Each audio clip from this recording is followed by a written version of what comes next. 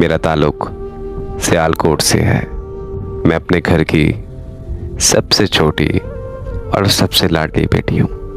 मैं एक middle class ख़ानदान से ताल्लुक़ रखती हूँ, लेकिन अल्लाह का शुक्र है मेरे घर में किसी चीज़ की कोई कमी नहीं थी। छोटी बेटी होने की वजह से मेरी हर ख्वाहिश पूरी हुई।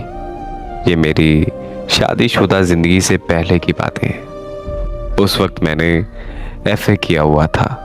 2009 में मेरी शादी एक ऐसी फैमिली में हुई जिनके माली हालात बिल्कुल ठीक नहीं थे और वो हमारे दूर के रिश्तेदार भी थे।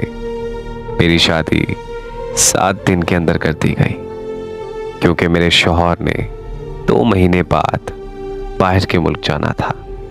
कहने को तो मैं बस एक लाडली बहू थी क्योंकि मेरा शौहर इकलौता बेटा था। शादी के बाद जब मैं उस घर में गई तो मेरे 3 दिन में लाड ख़त्म हो गए। मेरे हाथों की मेहंदी उतरने तक का इंतज़ार न किया और मेरे घर के काम शुरू हो गए। 1 महीना गुजरने के बाद कोई भी ये नहीं जानता था कि मैं एक नई नवेली दुल्हन हूँ। मेरा शौहर सिर्फ बेडरूम तक मेरा शौहर था। अगर मेरे हक की बात आती, वो अपनी माँ का बेटा और बहनों का भाई बन जाता और वो मुझे ये कहता कि वक्त के साथ सब कुछ ठीक हो जाएगा, मगर ऐसा कुछ नहीं हुआ। मेरे शौहर की छुट्टी ख़त्म हो गई और वो 2 महीने पहले ही गैर मुल्क चले गए।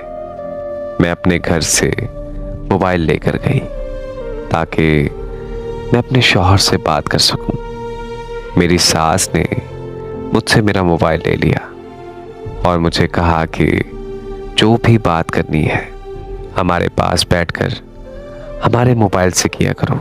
मैं सारा दिन काम कर कर के थक जाती थी। रात को शौहर के फ़ोन के आने का इंतज़ार करते करते सो जाती हूँ। कभी कभार तो मेरी सास मेरे शौहर से बात करवा देती है। ऐसा नहीं है कि मेरे शौहर मुझे फ़ोन नहीं करते थे, उनका फ़ोन तो रोज़ाना आता था। बस मेरी उनसे बात कभी कभार होती थी।